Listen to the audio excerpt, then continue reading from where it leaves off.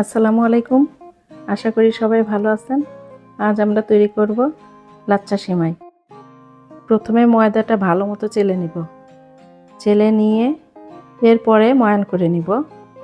পানি দিয়ে আরেকটু চিনি দিব, দিয়ে ময়ান করতে হবে। ময়ান করাটা আমি দেখাবো। ময়দাটা আমার চালা হয়ে গিয়েছে। ময়দাটা চেলে নিয়ে এখন আরেকটা পাত্রে ময়দাটা ঢেলে নিব। ঢেলে নিয়ে একটু চিনি দিয়ে দিব। চিনি আমি দিব 1 চা চামচ, দিয়ে তারপরে পানি দিয়ে ময়ান করব। এর সাথে আর কিছু দিব না। ময়ানটা একটু শক্ত শক্ত করতে হবে, একটু বেশি সময় নিয়ে করতে হবে, তাহলে সিমাইটা খুব ভালো হয়। আর ময়ানটা ভালো না হলে সিমাইটা দলা দলা পেকে যায়, একটু মোটা মোটা হয়ে যায়। ঈদ তো চলে আসলো, বাসায় এখন সিমাইগুলো বানিয়ে নিলে বেশি সুবিধা হয়। বাইরের সিমাই না খাওয়াই ভালো। রোজা থাকার পরে বাইরের কিছু খেলে পেট খারাপ হয়। আপনারা সেমাইটা বাসায় বানানোর চেষ্টা করবেন, খুব সহজ। দেখলে কঠিন মনে হলেও বানাইতে গেলে খুব সহজ। আমার ময়দাটা ময়ান করা শেষ হয়ে গিয়েছে, কিছুক্ষণ ঢেকে রাখবো, তাহলে সফট হয়ে আসবে। এরপরে একটা পাত্রে তেল দিয়ে দেব। তেলের সাথে আমি 2 টেবিল চামচ ঘি দিব। ঘি দিয়ে কর্নফ্লাওয়ার দিয়ে এটা গুলিয়ে নিতে হবে। গুলিয়ে নিয়ে এরপরে সেমাইগুলো বানাবো। কর্নফ্লাওয়ারটা দিয়ে ভালো মতো মিশিয়ে নিতে হবে, যাতে পুরাটা তেল, ঘি আর কর্নফ্লাওয়ার একসাথে মিশে যায়। আমার কর্নফ্লাওয়ারটা মিশানো শেষ হয়ে গিয়েছে। এটা মিশানো শেষ করে এক সাইডে রেখে এবার ডোনাটের মতো গোল করে মাঝখানে একটা ছিদ্র করে নেব। ছিদ্র করে নিয়ে এটা ঘিয়ের মধ্যে চুবিয়ে রাখতে হবে। 10 মিনিট 15 মিনিট চুবিয়ে রাখলে অনেক সফট হয়ে যাবে। আমি এখন লেচি কেটে নেব, নিয়ে এরপরে গোল গোল করে ডোনাটের মতো করে আমি ঘিয়ের মধ্যে দিয়ে দিব। দিয়ে 15-20 মিনিট রেখে দিব।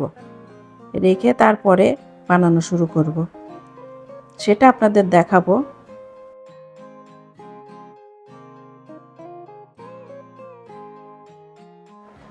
আমার গোল করা প্রায় শেষ। এখন আমি এগুলো ডোনাটের মতো করে বানিয়ে নিব। একটা একটা করে আমি ঘিয়ের মধ্যে দিয়ে দিব। ঘিয়ের পরিমাণটা আমি 2 টেবিল চামচ দিয়েছি, এটা তো বলেছি। আমি ভাজার সময় কোনো ঘি দিব না। আমি ভাজার সময় অল্প ঘি দিলে গন্ধটা থাকে না, রান্নার সময় আমি একটু দিয়ে দেই।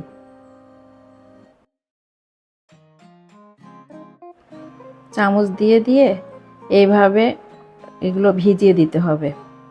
যতবার ভিজিয়ে দেওয়া যাবে ততই ভালো। আর একটু ঢেকে রাখলে সফটটা তাড়াতাড়ি হয়, আর খোলা রাখলে শুকনা হয়ে যায়, সফট হইতে চায় না।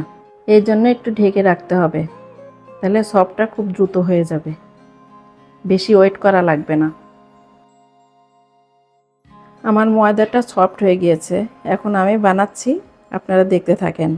প্রায় 20-25 বার আমার ঘোরানো লাগবে, তাহলে যতবার বেশি ঘোরানো যাবে তত চিকন হয়। আর একটু কম সময় ঘোরাইলে চিকনটা একটু কম হয়। এইখানে তেল আর ঘিয়ের সাথে ময়দা ইউজ করা যাবে না, কর্নফ্লাওয়ারটা ইউজ করলেই ভালো হয়।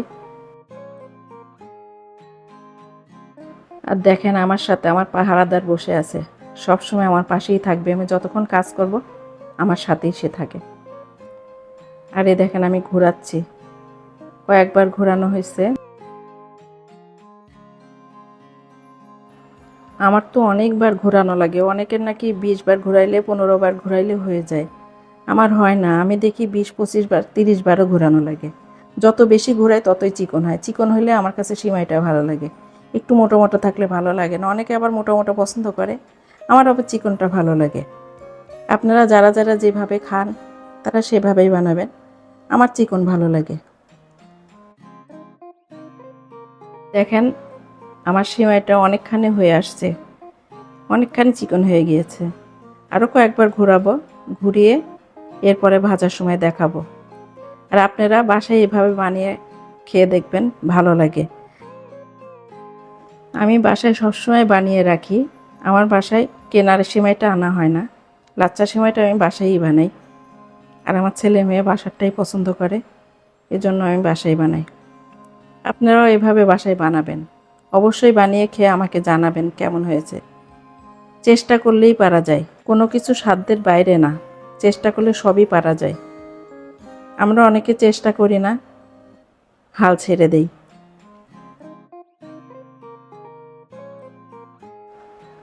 দেখেন আমার সিমাইগুলো অনেকটা চিকন হয়ে গিয়েছে। আর কয়েকবার ঘুরিয়ে আমি ভেজে নিব, ভাজার সময় আপনাদের সাথে শেয়ার করব।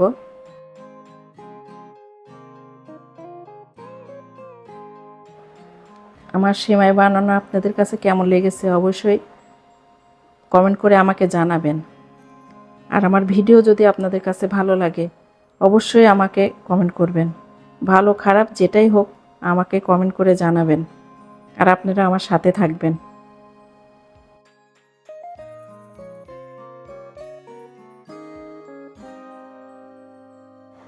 দেখেন আমার সিমাইগুলো অনেকটা চিকন হয়ে গিয়েছে।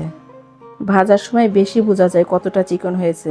আর সিমাই বানাতে বানাতে বোঝা যায়, যখন দেখবেন ছিঁড়ে আসতেছে তখন হয়ে যায়, তখন সিমাইটা ভাজার জন্য রেডি হয়ে গিয়েছে।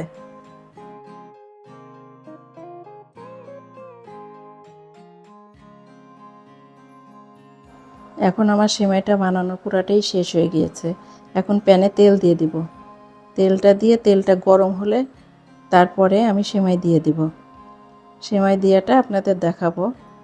আর প্রথমে আমি ইন্ডাকশনে দিয়েছি, পরে আস্তে আস্তে হচ্ছিল বলে সিমাই ছিঁড়ে যায়, তারপরে আমি গ্যাসের চুলায় দিলাম, দিয়ে সিমাইটা ভেজে নিলাম।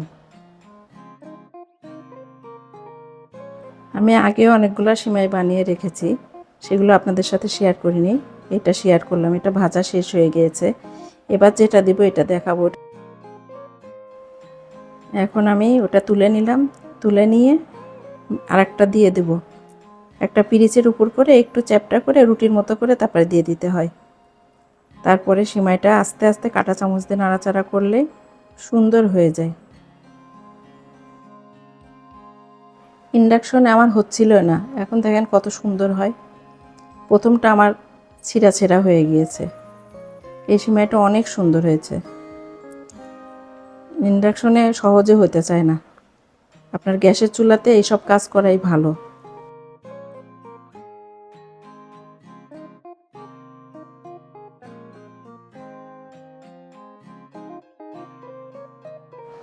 এখন আমি সিমাইটা উল্টে দেব। উল্টাতে কাঁটা চামচ ব্যবহার করতে হবে আর খুন্তিটাও ব্যবহার করতে হবে, তাহলে সুন্দর মতো উল্টানো যায়।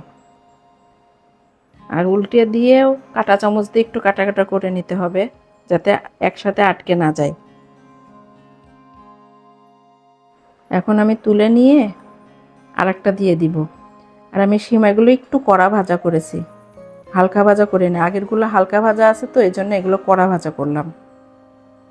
আগেরগুলো আপনাদের সাথে শেয়ার করা হয় নাই, এগুলোই আপনাদের সাথে শেয়ার করলাম। আমার সিমাইগুলো বানানো শেষ, এই যে তার ফাইনাল লুক, অনেক সুন্দর হয়েছে। আমার ভিডিওগুলো আপনাদের কাছে কেমন লাগে, যদি ভালো লাগে অবশ্যই লাইক শেয়ার সাবস্ক্রাইব করে আমার পাশে থাকবেন। আল্লাহ হাফেজ, সবাই ভালো থাকবেন, আমার জন্য দোয়া করবেন।